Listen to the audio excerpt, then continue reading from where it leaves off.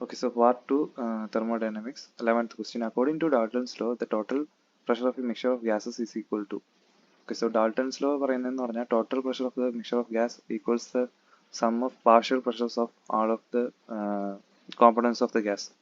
So option C ആണ് correct answer.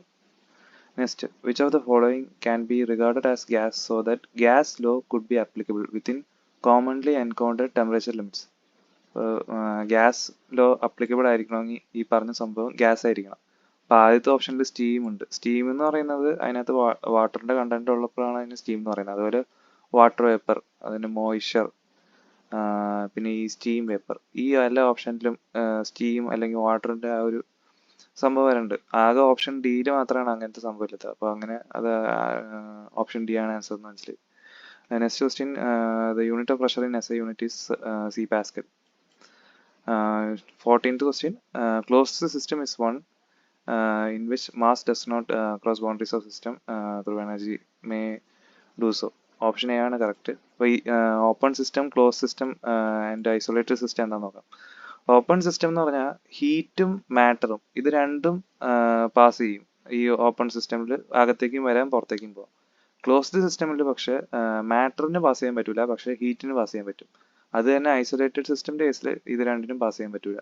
അപ്പോൾ ഇതിൽ നിന്ന് ഇപ്പോൾ ഈ ഒരു ക്വസ്റ്റ്യൻ തന്നെ അവർക്ക് വേറെ രീതിയിൽ ഫ്രെയിം ചെയ്യാം. ഇപ്പോൾ വേണമെങ്കിൽ ഓപ്പൺ സിസ്റ്റം എന്താണെന്ന് വയ്ക്കുക. അപ്പോൾ ഓപ്പൺ സിസ്റ്റം എന്താണെന്ന് വയ്ക്കുമ്പോൾ അതിൻ്റെ ഓപ്ഷനിൽ ഹീറ്റും മാറ്ററും രണ്ടും ട്രാൻസ്ഫർ നടക്കുന്നത് ഒരു സാധനമായിരിക്കണം, ആ ഒരു ടൈപ്പ് ഓപ്ഷൻ ആയിരിക്കണം ഓപ്പൺ എന്ന് വരേണ്ടത്. അതുപോലെ തന്നെ ഇത് തന്നെ വേറെ രീതിക്ക് ഐസൊലേറ്റഡ് സിസ്റ്റമിനെ കുറിച്ചും ചോദിക്കാം. ഓക്കെ, ഇത് തെർമോഡൈനാമിക്സിൽ മിക്കതായിട്ട് ചോദിക്കാറുള്ള ഒരു ക്വസ്റ്റ്യനാണ്. Next, temperature of a gas is produce due to its. Temperature എന്ന് പറയുന്ന സാധനം പ്രൊഡ്യൂസ് ചെയ്യുന്നതെന്ന് പറഞ്ഞാൽ kinetic energy of the molecule കാരണം. ഇപ്പോൾ കൈനറ്റിക് എനർജി ഹൈ ആണെങ്കിൽ ടെമ്പറേച്ചർ അതിനനുസരിച്ച് ഹൈ ആയിരിക്കും. Next, according to kinetic energy of gas the absolute zero temperature attained when. Absolute zero temperature എപ്പോഴാണ് അറ്റൈൻ ചെയ്യുന്നതാണ്. അപ്പോൾ അബ്സല്യൂട്ട് സീറോ വരണമെങ്കിൽ കൈനറ്റിക് എനർജി സീറോ ആയിരിക്കണം. ഇപ്പോൾ ഇവിടെ പറഞ്ഞല്ലോ ടെമ്പറേച്ചർ പ്രൊഡ്യൂസ് ചെയ്യുന്നതിന്റെ കാരണം തന്നെ kinetic energy of the gas ആണ്. അപ്പോൾ സീറോ ടെമ്പറേച്ചർ വരണമെങ്കിൽ kinetic energy of molecules zero ആയിരിക്കണം. അപ്പോൾ ഓപ്ഷൻ സി ആണ് കറക്റ്റ് ആൻസർ. നെക്സ്റ്റ്, അതുപോലെ kinetic theory of gas assumes that the collision between the molecules are collisions between the molecules are perfectly elastic. Perfectly elastic എന്ന് പറയുമ്പോൾ എന്ന് പറഞ്ഞാൽ loss of energy ഇല്ല, അതാണ് നടക്കുന്നത്. നെക്സ്റ്റ് ക്വസ്റ്റ്യൻ പറയണത്, the pressure of a gas in terms of its kinetic energy per unit volume E. അപ്പോൾ kinetic energy per unit വോളിയമിനാണ് ഇ എന്ന് പറഞ്ഞ് ഡിനോട്ട് ചെയ്തേക്കുന്നത്. പിന്നെ പ്രഷർ പി. അപ്പോൾ ഇതിന് ഓപ്ഷൻ വരുന്നത് ഡി ആണ്. അപ്പോൾ ഇതിൻ്റെ ഡെറിവേഷൻ എങ്ങനെയാണെന്ന് വെച്ചാൽ കൈനറ്റിക് തിയറി ഓഫ് ഗ്യാസസ് പ്രകാരം പി എന്ന് പറയുന്നത് ഹാഫ് റോ വി സ്ക്വയർ ആണ്. പിന്നെ മാസ് നമുക്കറിയാം വോളിയം ഇൻറ്റു ഡെൻസിറ്റി. അപ്പോൾ അത് വെച്ചിട്ട് നമ്മൾ കൈനറ്റിക് എനർജി എന്ന് പറയുന്നത് ഹാഫ് റോ വി സ്ക്വയർ ആയിട്ട് മാറ്റി. പിന്നെ പി ബൈ ഇ റേഷ്യോ എടുത്ത് നോക്കിയപ്പോൾ 2/3 എന്ന് കിട്ടി. അപ്പോൾ അങ്ങനെ നമുക്ക് P is equal to 2/3 times of P എന്ന് പറഞ്ഞ് കിട്ടി. അപ്പോൾ അങ്ങനെയാണ് ഓപ്ഷൻ ഡി.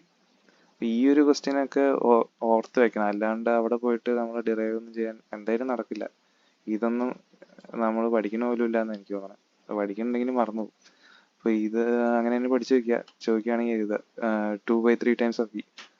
പിന്നെ 19th question, kinetic energy of molecules in terms of absolute temperature T is a proportional to. ഇപ്പോൾ കൈനറ്റിക് എനർജി എന്ന് പറയുന്നത് ടെമ്പറേച്ചറായിട്ട് പ്രൊപ്പോർഷണൽ ആണ്. അപ്പോൾ ഇത് തന്നെ നേരത്തെ പറഞ്ഞത്, ഇപ്പോൾ കൈനറ്റിക് എനർജി സീറോ ആകുമ്പോൾ അപ്പോൾ അബ്സല്യൂട്ട് ടെമ്പറേച്ചർ സീറോ ആവുന്നു. അതുപോലെ temperature is depend upon kinetic energy എന്ന് പറഞ്ഞ ഒരു ക്വസ്റ്റ്യനും വന്നു. അതുപോലെ അതിൻ്റെ തന്നെ സെയിം ക്വസ്റ്റ്യനാണ്, kinetic energy of the molecule is directly proportional to temperature. അതിൻ്റെ മീനിങ് പറഞ്ഞാൽ ഇപ്പോൾ എന്താ പറയുക, ടെമ്പറേച്ചർ കൂടുമ്പോൾ മോളിക്യൂൾസിൻ്റെ അത്രയും തന്നെ മൂവ്മെൻറ്റും കൂടുതലായിരിക്കും, കൈനറ്റിക് എനർജിയും കൂടുതലായിരിക്കും. അപ്പോൾ next, super heated vapour behaves as. Super heated വേപ്പറാണ്, അത്രയും ടെമ്പറേച്ചറുള്ള വേപ്പർ. അപ്പോൾ അതിനകത്ത് വാട്ടർ കണ്ടന്റ് ഓൾമോസ്റ്റ് സീറോ. അതാണ് എക്സാക്ട്ലി ആസ് എ ഗ്യാസ് എന്ന് പറഞ്ഞ് വന്നതാണ്. അല്ല, approximately as a gas. Water content zero ആണെന്ന് പറഞ്ഞാലും കുറച്ചുണ്ട്, അതുകൊണ്ട് അപ്രോക്സിമേറ്റ്ലി ആസ് എ ഗ്യാസ് എന്ന് പറഞ്ഞു കിട്ടി.